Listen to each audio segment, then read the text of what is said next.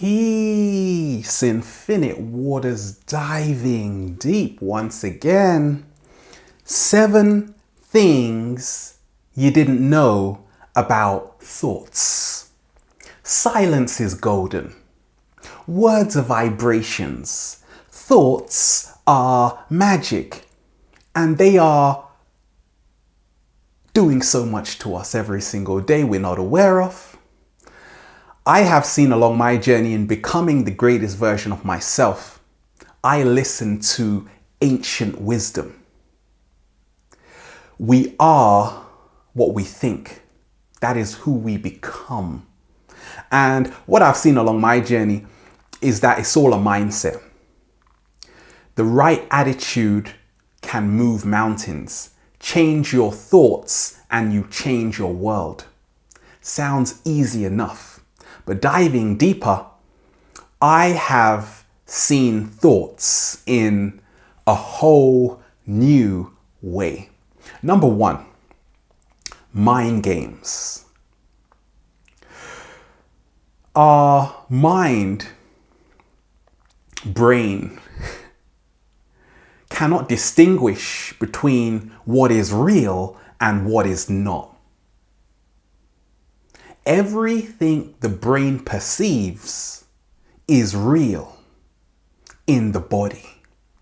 That is what I have discovered. It affects us on a neurochemical level. And I use the analogy just like a video game. And everything seems so real in the video game until it's game over. And even though we know it's only a game, but our body responds like it's real. And that is how I see life and our thoughts. I say our mind is the greatest storyteller in the world. It will have us up late at night just listening to it. And what I love to do to free myself of this is to laugh at it, because not all our thoughts are real. Sometimes someone says something to us, we feel offended. We start thinking about it for days upon days upon days. And it's all a story we're making up. None of it is true, but our perception is making it true. So this has empowered me so much. Number 2, our thoughts create our reality. I have discovered it is not only our thoughts, it is our environment where we place ourselves most often. The kinds of foods we are eating. If we're eating healthy foods or junk foods, this is affecting the way we think. And epigenetics is showing how our DNA changes based on our environment, more so on our perceptions, how we are thinking and feeling. And that's why I always ask myself, do you love yourself? Do you care? And the answer is yes. And that helps me to bring my thoughts into more alignment with the way I feel. Because I say our emotions, which is the energy in motion, lots of emotions equal feelings. Lots of feelings equal beliefs. Lots of beliefs equal thoughts. And a lot of our thoughts we have stuck with. They are programs, because it's all BS, belief systems. And our subconscious mind is running the show. Over 90% of it. That's a lot. And we are learning all of this in the first 7 years. Go and talk to your parents right now. What were they putting inside of you? And in healing myself from this, I just always am aware of how I feel. Number 3 is how our feelings affect our thoughts. The way we think is preceded by the way we feel. Some people say, I feel ugly. You can change that into, I am moving closer to my true beauty. This feeling now changes the kinds of thoughts we have about ourselves. Therefore, this affects the reality we create. Number 4 is just to see how there is proof that our consciousness alters the physical material world. You have the double slit experiment. How just by observing photons, particles and waves, this affects their behavior. What we call the observer effect. It's almost as if they know we are watching. So they move accordingly to our own intentions of what we expect them to do. This is fascinating stuff, because how the particles are acting is in a very interesting way. This is the quantum stuff. When we see that, it doesn't matter how far you take the particles apart. If they were connected originally, they will act as if they are still together. They act like time is an illusion. And it is fascinating stuff to see that we are part of the field all around us. That means that life is not happening to us, but we can leave an imprint on life, and that can help us manifest our true desires.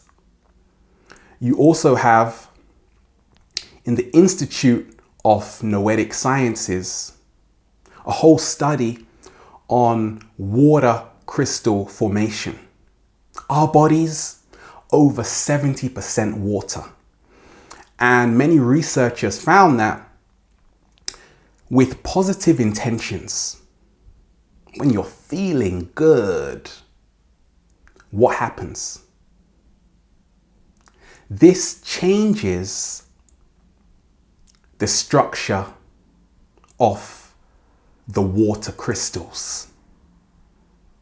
They are more symmetric, well formed, aesthetically pleasing.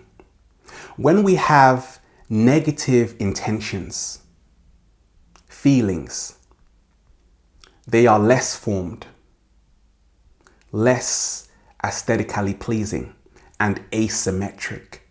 So it's just amazing to see that we are living in an interactive universe, a participatory universe.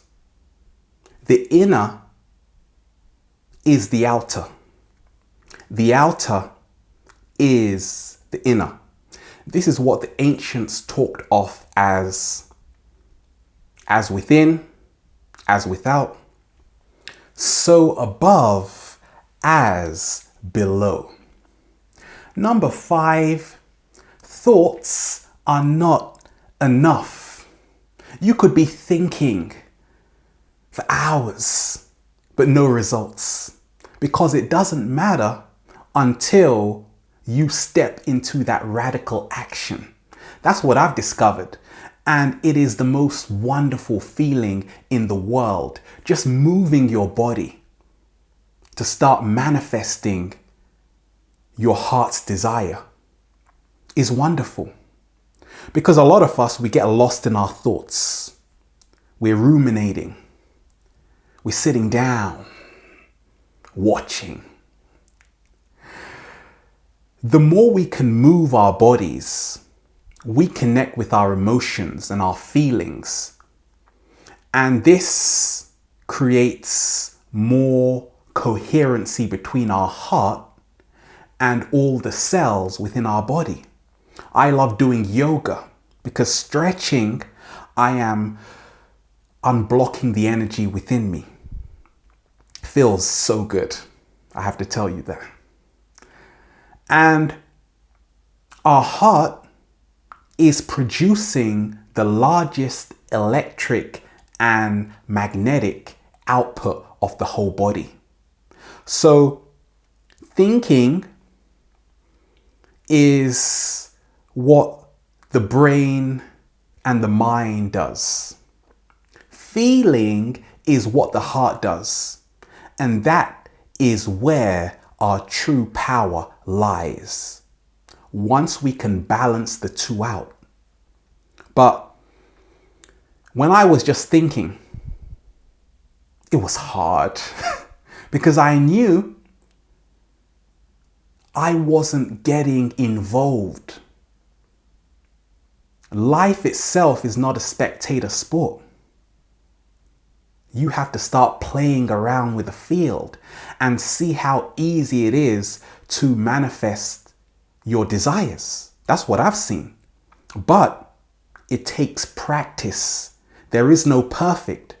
There is only practice. With a smile on your face, when you go in with a positive attitude, it all works. You combine the thoughts with the actions. And that's where the true magic takes place. Number 6, negative thoughts. They impact us on an energetic level in our bodies. And the research is out there. Duke University, James Blumenthal, he noted how just by people harboring a lot of hurt and unresolved issues, this increased their chances of cardiovascular diseases, a whole host of problems. But at the same time, if we are harboring more thoughts which are in tune with our core frequency, now we start promoting more health within the body. Exercise is a natural antidepressant. I love moving and shaking and baking as well. And it does wonders just to see that all the power lies within us to create heaven or hell. And number 7 is many of us, we have thoughts about heaven and hell, good and bad. A lot of us, we're afraid of the dark. It's even seen within the language we use. What's freed me along my journey is to embrace the polarity. In essence, see they are part of the same force. So I am the positive. I am also the negative. I am the good. I am also the bad. That is why any feeling I have, I don't judge. And now the thoughts pass away like clouds. Many of us, we're overthinking. The greatest way to stop overthinking is to let go of who we think we are. I see that the mind is a computer. So the more programs we install, it slows down. But through mindfulness meditation, we start deleting programs no longer serving us and start enjoying life to the fullest. And going back to the video game concept, when you type in a cheat, I call it an access code. Now you start having a more expansive experience in the game. That is how I see reality. I call it access codes.